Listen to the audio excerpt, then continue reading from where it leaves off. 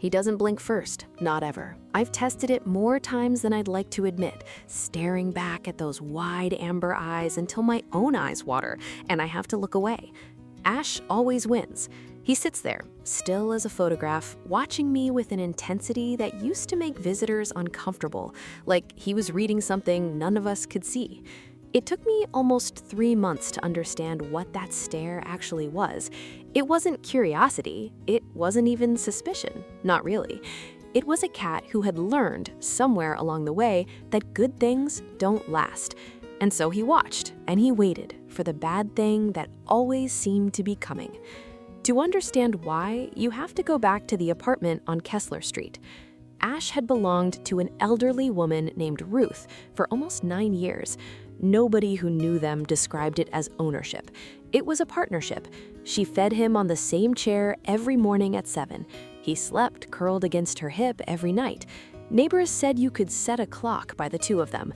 The porch light on, the same routine, day after day, year after year. Then one week, the porch light didn't come on. Nobody noticed for 3 days. By the time anyone checked, Ruth had been gone for a while, and Ash had been alone in that apartment, with her absence, waiting by the same chair every morning at 7, for a routine that would never start again. When animal control finally found him, he wasn't feral, wasn't aggressive. He simply sat in the middle of the kitchen floor, patient and hollow-eyed, like he was still expecting someone to come back and explain what had happened. The shelter volunteer who processed his intake wrote one line in his file: "Waits by the door, doesn't understand it's not coming." I saw his photo online 11 weeks later, just a gray tabby with white paws, looking directly into the camera with an expression I couldn't quite name.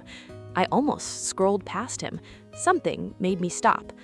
The first few weeks in my apartment, Ash barely moved. He found a spot beneath the bookshelf and stayed there, emerging only to eat, watching the door the entire time he did it. Every sound made him flinch: the dishwasher, a car door outside, my own footsteps on the stairs. He was polite about his fear. He never hissed, never hid completely, just watched, always watched, like he was gathering evidence for a verdict he already expected to lose. I didn't push him. I sat near him without reaching, let him decide what closeness meant. Some nights that meant nothing changed at all. But slowly, so slowly I almost missed it happening, the distance between us started to close. Then, one evening, about 5 weeks in, I noticed something new. Ash was sitting on the arm of the couch, and instead of his usual crouch, tense and ready to bolt, he'd folded his front paws over each other, one crossed neatly on top of the other, and gone completely still. I've never seen a cat do that before, not like that, not so deliberately. I mentioned it to a friend who fosters rescues, and she told me something that stuck with me. Some cats, when they finally let their guard down even a little, do something small with their bodies to mark the moment. A private signal that says, "I am choosing to stay here even though every instinct says I shouldn't." If you've made it this far into a story like this one, I already know something about you. You're the kind of person who sits with the quiet ones instead of walking past them. That's rare, and it's exactly why this channel exists. Hit subscribe if you want to keep finding stories like Ash's, because there are so many more cats like him still waiting for someone exactly like you. After that first night, the crossed paws became a pattern. He did it on the couch. He did it on my lap.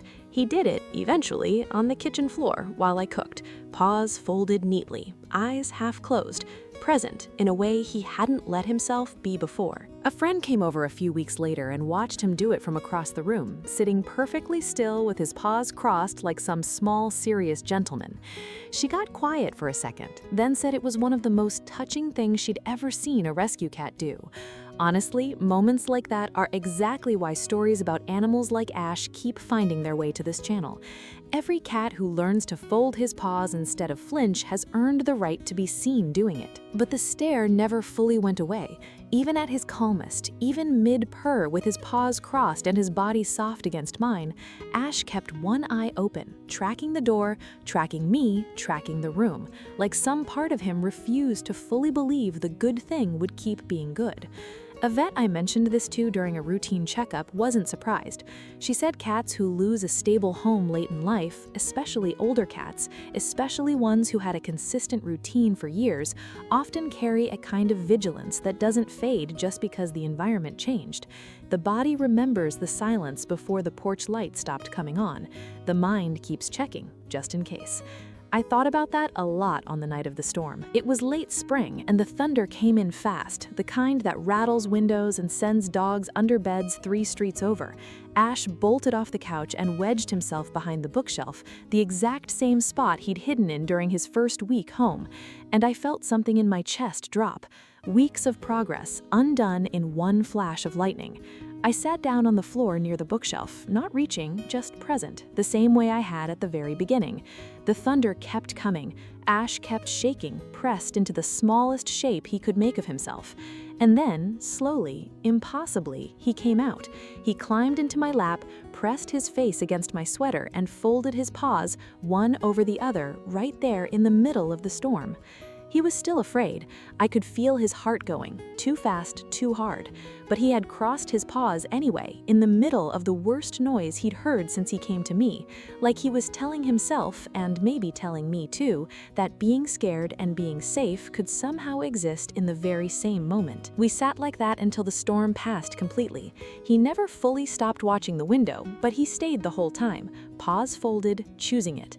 Ash still stares. He still tracks every sound, still keeps one eye on the door like he's bracing for the porch light to go dark again without warning. I don't think that ever fully disappears in a cat who has lost an entire world once already, but the crossed paws come more often now, on ordinary Tuesday afternoons, for no dramatic reason at all, except that he wants to. I used to think trust looked like relaxing completely, letting your guard all the way down until nothing was left standing watch. Ash taught me something different. Sometimes trust looks like staying anyway, paws folded, heart still racing underneath, choosing the moment even while some part of you is still waiting for it to end. He waited 9 years for a routine that vanished overnight without any warning at all, and 11 more weeks in a shelter for someone, anyone, to finally notice him. He is still waiting in a way for proof that this time is genuinely different. I try to give him that proof in the most boring way I know. The same food, the same hour, the same chair by the window every single day, until boring becomes something he can actually believe in. If this story stayed with you at all, that feeling is worth passing along, because somewhere out there is someone who needs the reminder that the quiet, watchful ones are worth choosing too, even when they never fully stop bracing. So tell me, do you think a cat who has lost everything once can ever fully stop waiting for it to happen again? Or does some part of them always stay braced just in case?